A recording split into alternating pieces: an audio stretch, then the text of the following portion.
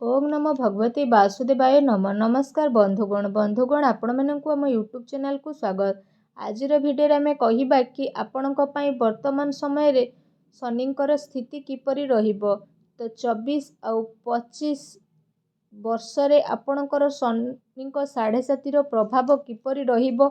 ए शनि 7.5 प्रभाव आपणक जीवन रे केबे सरिबो।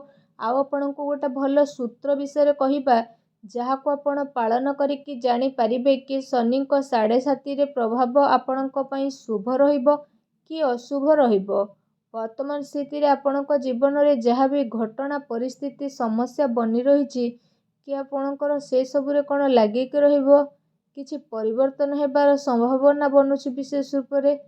तो सेति पई वीडियो को बिल्कुल भी स्किप करंतु नहीं।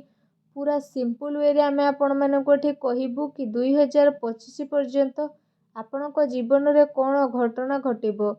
जेबे शनिंक 7.5 विषय रे बा 2.5 विषय रे कहि थाए तो शनिंक ना आसीबा द्वारा बहुत व्यक्तिंक विषय रे डर आसी थाए कि शनिंक 7.5 बा 2.5 सारिछि। तो स्थिति आपणक पई नकारात्मक हेबो।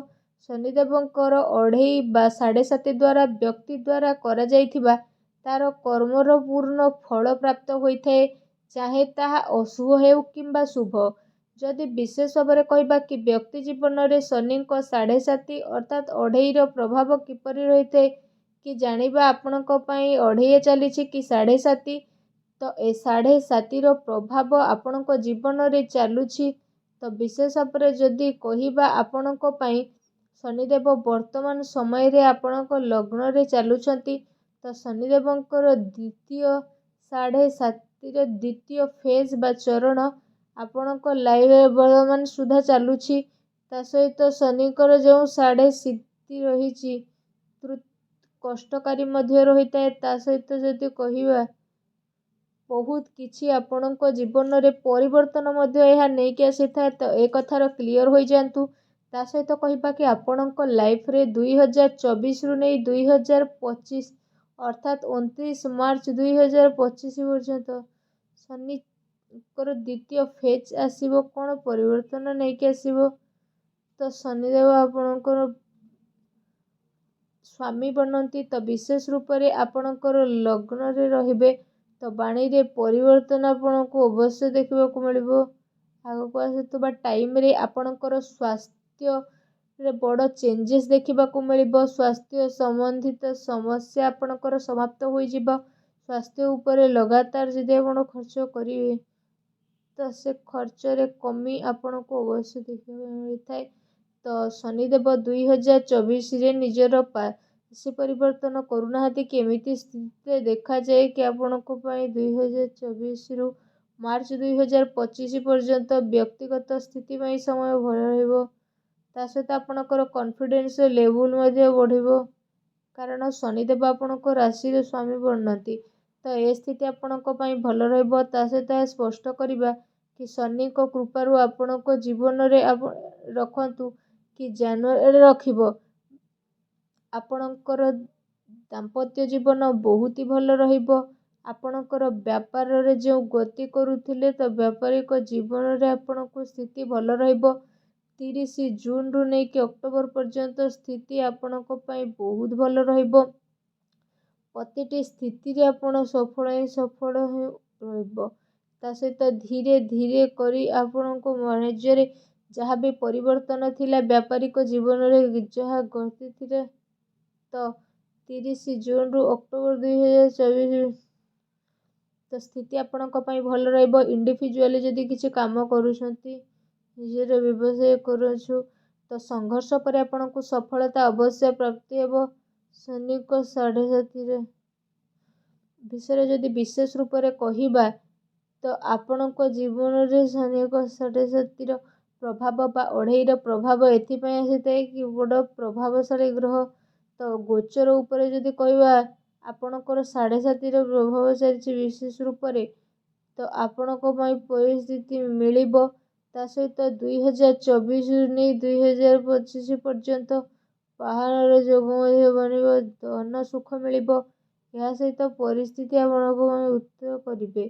ता सहित आपणक पई जनवरी रु नै कि एप्रिल रे ଆପଣଙ୍କର କାର୍ଯ୍ୟକ୍ଷେତ୍ରରେ ଅସନ୍ତୁଷ୍ଟି ସଂଘର୍ଷର ସ୍ଥିତି ବନୁଛି, କିନ୍ତୁ ଏବେ ଯେଉଁ ଆପଣ ପରିଶ୍ରମ କରୁଛନ୍ତି ତ ସେଥିରେ ଆସି ଆଗକୁ ଅର୍ଥାତ୍ ଗୋଟେ ବର୍ଷ ପାଇଁ ମାର୍ଚ୍ଚ 2025 ପର୍ଯ୍ୟନ୍ତ ଆପଣଙ୍କ କ୍ୟାରିୟରରେ ପରିବର୍ତ୍ତନ ହେବ।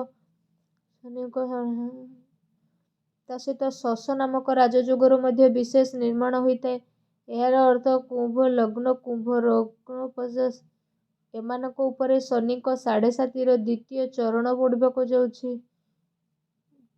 ପ୍ରମୋସନ ଯୋଗ ବନୁଛି। ବିଶେଷ ରୂପରେ ଆପଣଙ୍କୁ ଆପଣଙ୍କ କାର୍ଯ୍ୟ କ୍ଷେତ୍ରରେ ସ୍ଥିତିରେ ବହୁତ ଭଲ ଲାଭ ମିଳିବ। ଶନିଦେବ ଆପଣଙ୍କର ଥାର୍ଡ ହାଉସକୁ ଦେଖିବେ ତ ଥାର୍ଡ ହାଉସରେ ମେଷ ରାଶି ହୋଇଥାଏ। ତ ଥାର୍ଡ ହାଉସ ଆପଣଙ୍କର କ୍ରିଏଟିଭ ଜିନିଷ ରହିଥାଏ। ଆପଣଙ୍କୁ ଏଠି ସ୍ପଷ୍ଟ କରି ଦେଖିବା କି ଆପଣ ଅଳସୁଆମୀକୁ ଟିକେ ଜାଗ୍ରତ କରନ୍ତୁ, କିନ୍ତୁ କନଫିଡେନ୍ସ ଲେବୁଲ ଆପଣଙ୍କର ଭଲ ରହିବ। ଏହା ସହ ପରାକ୍ରମରେ ମଧ୍ୟ ଆପଣଙ୍କର ବୃଦ୍ଧି ଘଟିବ। ପୁରା ସାଥ ରହିବ। ଭାଗ୍ୟ ସହିତ ଆପଣ ପରିଶ୍ରମ କରିବେ, ତାର ଫଳ ମିଳିବ। ଏହା ଆପଣଙ୍କ ସପ୍ତମ ଭାଗରେ ପଡ଼ିବ।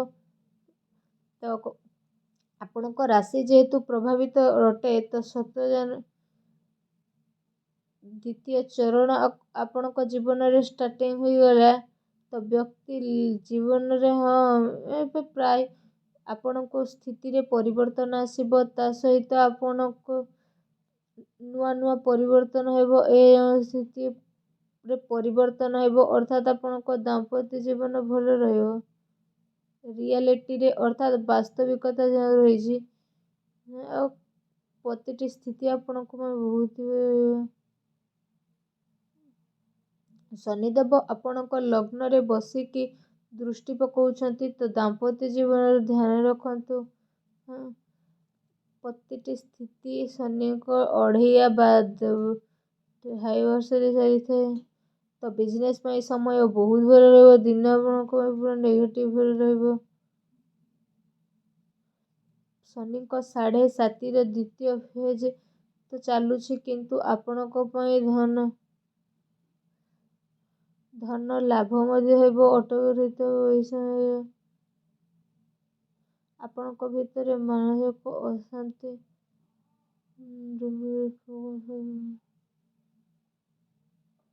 କାର୍ଯ୍ୟର ଅଧିକତା ଅନୁଭବ ହେବ, କିମ୍ବା ଯଦି ଆମେ ଏଠି ଆପଣଙ୍କୁ କହିବା ଆପଣ ଏଫର୍ଟସ୍ ପକେଇବା ଆଉ ସେ ଏଫର୍ଟସର ରେଜଲ୍ଟ ମିଳୁନାହିଁ,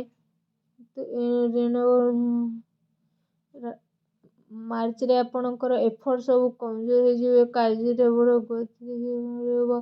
ତା ସହିତ ବିଦେଶ ମଧ୍ୟ ଆପଣ ଅବଶ୍ୟ ଯିବେ, ଆଉ ବିଦେଶରେ ଜଡ଼ିତ ଇମ୍ପୋର୍ଟ ଏକ୍ସପୋର୍ଟ କାର୍ଯ୍ୟରେ ମଧ୍ୟ ଆପଣ ସଫଳ ମଧ୍ୟ ନଜର ଆସିବେ। ଯଦି ଆପଣଙ୍କ ଜୀବନରେ କୋର୍ଟ କଚେରୀର କୌଣସି ମାମଲା ଚାଲୁଛି, ସେ ସବୁ ମାମଲା ଆପଣଙ୍କର ହୋଇଯିବ। ପ୍ରାଇଭେଟ ସେକ୍ଟରରେ ଅଟନ୍ତି, ଗଭର୍ଣ୍ଣମେଣ୍ଟ ସେକ୍ଟରରେ ଅଛନ୍ତି, ତ ସ୍ଥିତି ଆପଣଙ୍କ ପାଇଁ ବିଜୟ ଆପଣଙ୍କ ପାଇଁ ରହୁଛି। ତା ସହିତ ଯଦି କହିବା ବଡ଼ ପରିବର୍ତ୍ତନ ଆପଣଙ୍କୁ ଆପଣଙ୍କ ଲାଇଫରେ ଦେଖିବାକୁ ମିଳିବ। ଏହା ବିଶେଷ ରୂପରେ ଯଦି କହିବା ଆପଣଙ୍କର ଦାମ୍ପତ୍ୟ ଜୀବନରେ ସନ୍ତାନକୁ ନେଇକି ପରିସ୍ଥିତି ଭଲ ରହିବ। ଆପଣଙ୍କ ଏଜୁକେସନ ସ୍ଥିତି ଆପଣଙ୍କ ପାଇଁ ବହୁତ ଭଲ ରହିବ। ଧନ ବିବାହ କୁମ୍ଭ ରାଶି ବା କୁମ୍ଭ ଲଗ୍ନର ଜାତି ବା ଜାତିକା ଅଟନ୍ତି, ଯେଉଁମାନେ ରାଜନୀତି କ୍ଷେତ୍ରରେ ଶନିଙ୍କ 7.5ର ପ୍ରଭାବ ଆପଣଙ୍କୁ ମିଳିବ। ସ୍ଥିତି ଆପଣଙ୍କ ପାଇଁ ବହୁତ ଭଲ ରହିବ। 24 ପରେ ସ୍ଥିତିରେ ପରିବର୍ତ୍ତନ ହେବ। କାର୍ଯ୍ୟ କ୍ଷେତ୍ରରେ ବୃଦ୍ଧି ହେବ ଏବଂ